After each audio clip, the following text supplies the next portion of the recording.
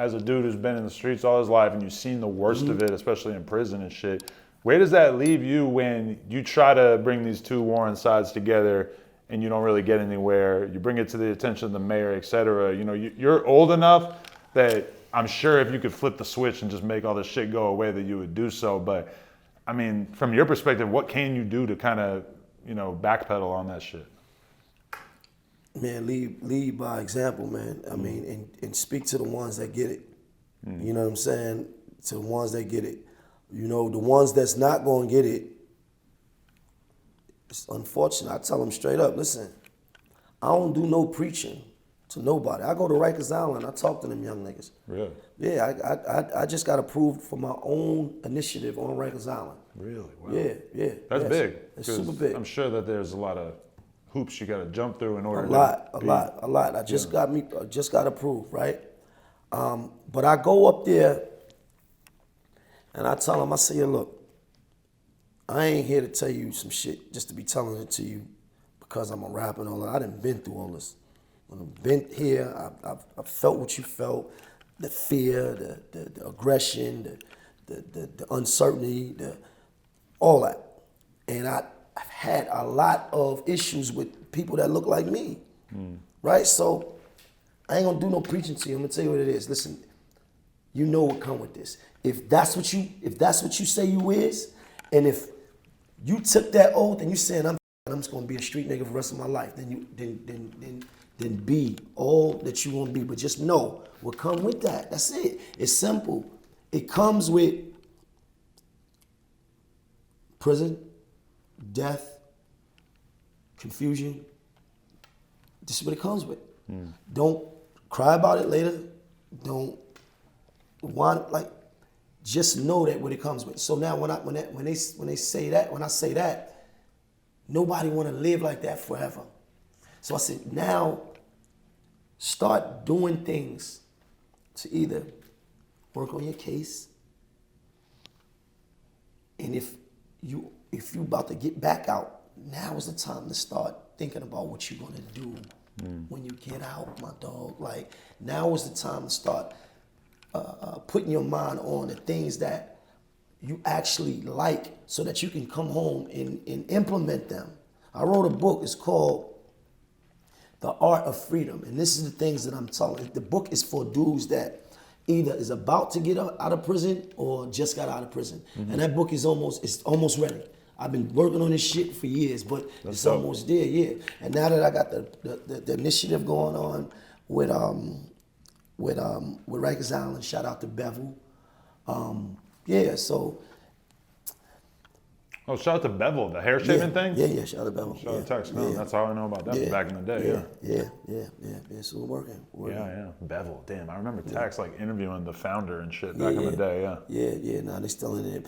But they want to, so we actually doing some things in conjunction, and they helping me out with some of the stuff, because I also want to,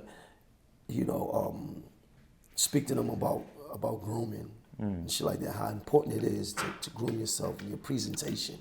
And how important it is to look good and feel good, how that works with the way people see you, the way you see yourself, your confidence, and all that. All this is key to being a solid nigga, being a real one, and listen, all that. Be solid, be a man. So all these things are things that I got actually going on, happening right now. To kind of, for me to help out. This is how I'm giving back. Because I was an at-risk youth. I was getting in trouble early. I was, family court and group homes and Sparfit and all that. And I was getting in trouble. So now it's like, this is my way of actually giving back to these ones. And everybody not going to get it. You're going to come in there, or you're going to go on the block and we're going to have a conversation. And everybody ain't going to get it.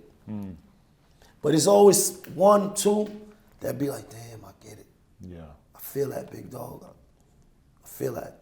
It's crazy because we've seen so many people move the culture. When I think about 50, when I think about Chief Keef's impact on Chicago and the world, et cetera, and it's like, then I think about somebody like a Tyler, the Creator, or a Kendrick, and it's like they come out and they very much like, there's legions of fans, these millions of people who are super fans of somebody like Kendrick, and as a result, don't associate themselves with the, revenge politics of being in gangs or whatever, because they look up to an artist like Kendrick, who's obviously above that mentally. And it's like, individual artists can move and shape the culture. Like, all you really need is one artist who's so dope, who says all that killing shit, for that to become a popular attitude and opinion. Well, the thing is this. Yes and no. No matter how big an artist is, if you still have these communities, that's still going to happen. Still going to happen. I just think it can be lessened a lot by people who push that narrative. The fans of Kendrick and the fans that are not tapped into that lifestyle, most of them never was. And remember what I said, the street nigga is what? He's the minority. It's the minority, it's a small portion of people that think that way, that have that mentality. The rest of the world is regular people. The rest of the world is regular people. When Kanye went against 50 and beat him, is when I realized the rest of the world is just regular people. Right? They identify with just getting up, going to work, paying their bills, doing their thing, or starting their business, or just cooling out, having fun. Just being, when you go to different places, you see, like, you go downtown to Soho and all that, they listening to Kendrick, little Asian kids, regular white kids, like they just regular people. Most people in the world are regular.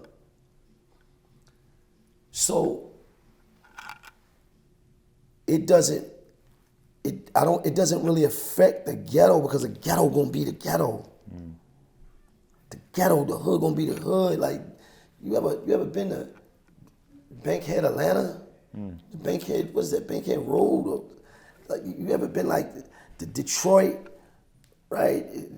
The areas in Chicago, right? What's the Detroit? They got 7 mile, 8 mile. I was like, oh man, I went to this is what, last year, 2 years ago, I was in Detroit and I got out and they got these things called Coney Island. I was hungry and I went over there. I said, fuck, I'm going there.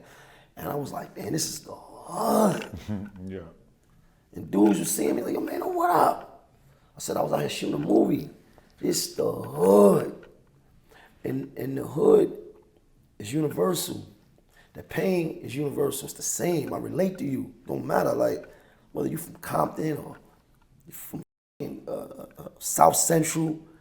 Like, I'm from Bed-Stuy. We grew up the same. So what I'm saying, as long as you have these issues and drugs, the father's in prison or dying or whatever, you're always gonna have that element. That rap ain't gonna save that. No artist gonna save that.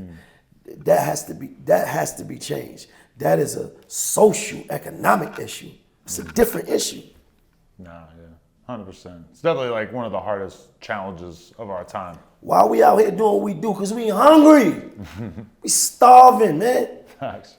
When you know the difference between a mind that is desperate and one that is like balanced, and one is comfortable, right? You would do damn near anything to feed yourself or feed somebody that you need to feed, or a child. Like, it's a desperation, and you grow up in that desperation. Everything around you is desperate. Everything, like, I gotta get out of here. I gotta like this is what? Yeah. So as long as you have that, I don't think no music is going to change it. That's and that's the conversation I was having with the mayor. That was the real conversation. You gonna ban the music? What's that? You ban the music? Is that gonna change what's happening in the ghetto? I guarantee you, ban the music. You still gonna have killings. It's gonna make the radio seem more irrelevant, and it's gonna make the music almost seem more desperado, daring, R-rated, XXX rated, like type shit. You know, it's like people are still gonna seek it out if they have to go about other ways. They gonna seek the music out, but guess what? Somebody's still gonna be sitting in the car driving to no music and drop something. Sit in front of this nigga house for 5 hours. When he come out, I'm getting with him. Yeah. No music No playing. music's gonna change that. Yeah. It's no music. He nigga in the car with no music playing, like this, Yeah. with his tool on his lap. No music playing. What's the difference? Ban the music. It's somebody still going to do what they need to do. Revenge politics. This nigga killed my family. No, nigga, he's out of here. Yeah, I don't need King Von to make this my mission. That's what I'm saying, right? So, the conversation when they really want to have that conversation is deeper, and I'm here for the conversation. I just don't want to be. Don't bring me into these rooms and talk all this bullshit with me, man. Like I be going sitting on panels sometimes, and I get to them the real.